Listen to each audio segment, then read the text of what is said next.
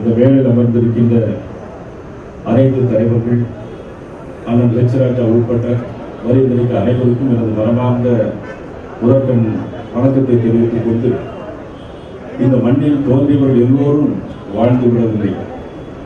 வாழ்ந்தவர்கள் மத்தியில் புகழோடு வாழ்ந்தவர் தான் வாழ்ந்ததாக கருதப்படுவார்கள்.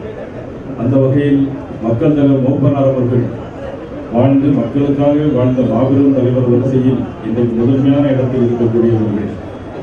பெருந்தலைவர் காமராஜருடைய வழியில் பெருந்தலைவர் காமராஜருடைய மறு உருவமாக வாழ்ந்த மாபெரும் தலைவர்.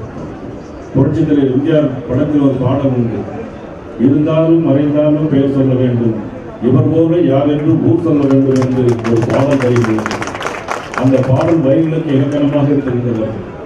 ஒரு மனிதன் எத்தனை காலம் வாழ்ந்தான் என்பது முக்கியம், எப்படி வாழ்ந்தார் என்பது முக்கியம்.